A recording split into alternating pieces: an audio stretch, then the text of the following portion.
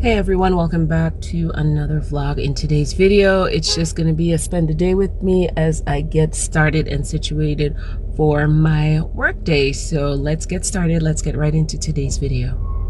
Well, let me tell you guys something. Over the weekend, as you know, Carnival is just being wrapped up.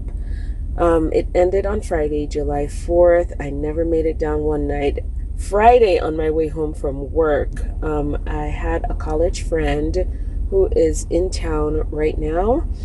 She's actually staying on St. Thomas, and we had made plans to meet up on Friday, which is the day she flew in. So anyway, I put my phone in the bag, in my bag, work bag, and I had some other things in there, had a bottle of water and whatnot. And when I got home, I realized that my bag was wet. The water was not sealed up properly, so anyway, it leaked out through my bag. All right, so I pick up the phone and I saw a message from my friend. I remember her saying that she is now here and she'll be leaving whatever hotel it was to be headed to St. John. And so I put the phone down and I went to do something else. I came back to respond to her and my phone went blank. Like the screen totally went blank. And so it was, you know, that little charging symbol when your phone is about to die. And so I plugged it in thinking, oh, okay, it needs to charge. But I knew I had been charging it all afternoon, so it should have been at like pretty much 100%. So I didn't think anything of it. And then after I saw the little charging symbol disappear off the phone and I started pressing the power button, I was like, wait a minute. And so it wasn't doing anything. And so I realized that that water that spilled out in my bag also got into my phone. So I quickly, tried blowing into the little port where the charger cable goes. And when I blew into it, water came out. Anyway, so I quickly put it in a bag of rice and I left it there for a few hours, took it back out, plugged it back in. There was still nothing. So I'm in panic mode now. It's about 8 o'clock at night. Everybody's getting ready to go out. And I realized I didn't really remember, where she said she was staying, where my friend said she was staying, so I could get a message to her. And I didn't want to go into town because there was no way. I mean, there were thousands of people, hundreds, and there was no way that I would find her. It would be like a needle in a haystack. The ferry wasn't on schedule. It was just load up and go. So at least I could say, okay, if she's leaving the hotel in 15 minutes, she'll get to Red Hook and the ferry around this time. There was just no way. So I just did nothing. I stayed home and I had no phone Friday, Saturday, Sunday. So there was no way for me to get in touch with her. No way that I remembered where she was staying, and I still don't know where she is. I do have this temporary phone, but I still can't remember where she's staying, and I don't know her phone number. So Tanaya, if you are out there, please try to reach me. I have this little what do you call it, a little burner phone. I don't even know. I feel so bad because we had not seen each other in like 30 years. The last time I saw her was in 1995. So I was super excited to meet up with her again. And I just don't want her to think that I ditched her or I bailed out on her, but I just have no way to get in touch with her because I simply don't remember where she said she was staying. I don't have her phone number. Like, I literally, guys, I lost every single thing. The phone just will not come back on. And so hopefully I can take it down to AT&T this weekend because AT&T is on St. Thomas. So I have to make a full day freaking trip over to St. Thomas to get my phone. And hopefully they can save the what do you call it, the SIM card, the memory card, and be able to transfer everything because I have nothing. I have no contact phone numbers. I don't know anything. I lost everything. I don't even know. All my banking account information, credit card stuff, all my photos. I don't know what I'm going to do. So here I am now, Tuesday morning, and I'm sitting here waiting for the post office to open so I can start my day. And so guys, that's how the beginning of my day is going. Hey everyone, I just returned from the post office, made it to work. It is about maybe 9 o'clock right now. I'm just sitting outside, we're chatting up, and I just found out that the native Indians to our islands, to some of the Caribbean islands, the Taino Indians, are here today at Cinnamon Bay, and they're going to be signing a treaty, which is very, very exciting. So as you can see in this backdrop, they are gathering, and it's going to be a whole thing. Nobody really knew what was happening. I guess the park didn't put it out there that this was happening. Anyway, found out, and I'm going to be looking forward to this. It's going to be happening at 1 o'clock, so I'm going to take you guys with me right now. I'm just taking it all in because this is truly history in a minute. I get you. I know.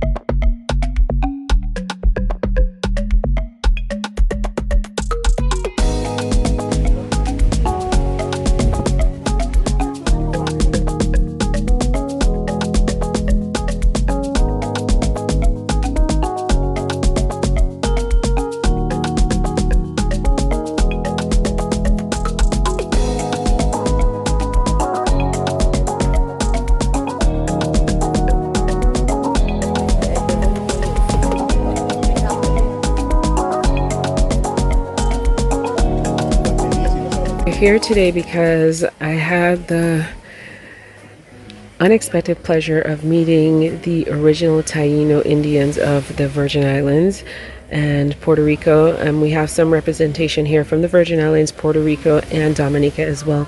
So what's happening today is that they will be signing a treaty, and I don't know the exact details of it, but I'm going to get a little bit closer and fill you guys in as I learn more about it myself.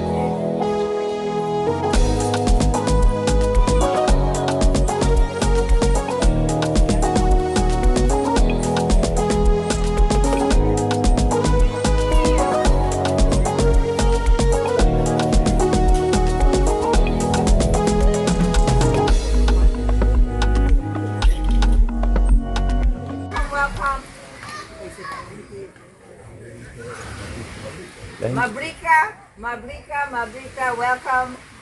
We are here today on this beautiful place, Cinnamon Bay, to honor our ancestors and to thank God for all of His creations.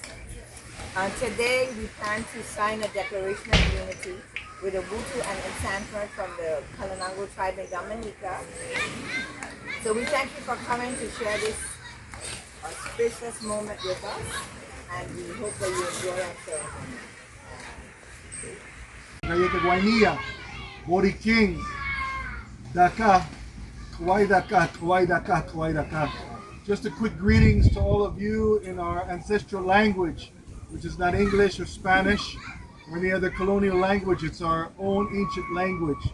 And we're just extending a greeting to you as relatives, and also to say how happy I am to be here in this auspicious moment with our Taino family from the Taino tribe of the Virgin Islands, with our sister Ubuntu Sanford from the Kalinago Nation of Dominica, and myself, for those of you who don't know, as I introduce myself, Mukaro Aguevana. I'm a cacique from the Guainia tribe of Boriquén, or what we know today as Puerto Rico. And so we're very happy to be here. We're renewing a process that we started with the last Ubuntu of the Kalinago Nation. We're renewing this process and again reaffirming our connection to one another as indigenous relatives here in the Caribbean. Many people, when they talk about our people, when they talk about our ancestors, they always talk in the past tense. Well, we're here today to show you that we're not in the past tense. We're here living among you, all of you. And for the visitors, welcome to the territory. But that's briefly what I wanted to share, how important it is. That's what I wanted to share as a relative visiting Cacique to the island, here with my sister, Cacique. Many of you know her locally as Lakia Phillips, but in this time she has also a Taino name, Cacique Anacaona, which means in our language the golden flower. So, Cacique, I don't know if you want to say anything else, or should we pass over to you? Yes. Mabrika, Takahi, Liri, Annette Sanford, Iohora, here today. I said, greetings, my name is Annette Sanford, and I told you that in my original Kalinago language. The Kalinago people and the Taino people, according to history, has always been at war. And we're here today to show you that that's not the truth. I was just a myth. Okay, the indigenous people were always one people. And today we are still one across the Caribbean, across the region, and that we will continue to work with each other, to grow, and to get stronger. Like Cacique Roberta said, many people refer to us as in the past tense, but we are alive, we are well, and we will continue to live on and pass on our stories to our children. We want to thank you for being part of this gathering today, because you will continue to share what we are having here today as a symbol of our existence and also as a symbol of our strength, and that you can be an advocate for the indigenous people and for advocating for our rights as well within the region. We want to thank you, and I am very happy to be here in St. John's. It's my first time on this island. It's a beautiful island, and I'm so happy that they have remnants of our traditional culture, as in the petroglyphs that I visited yesterday. It was really a solemn moment for me, and I'm sure that it will continue to be in my memory and as something that I can really appreciate as being on St. John. So I do hope that you enjoy the ceremony and that you will take something back with you, that the indigenous people are existing and that we are alive. Thank you. It says Declaration of Unity between the Kalinago Nation of Dominica, the Guainia Taino Tribe of the Virgin Islands, and the Guainia Taino Tribe of Boriquén, known as Puerto Rico. Whereas we, the Kalinago Nation of Dominica, the Guainia Taino Tribe of the Virgin Islands, and the Guainia Taino Tribe of Boriquén, in solemn commitment to our children and future generations, do hereby declare our unity and mutual respect by establishing the following principles. Article 1. To cooperate and assist each other whenever possible in matters of mutual interest and concern, in a manner consistent with the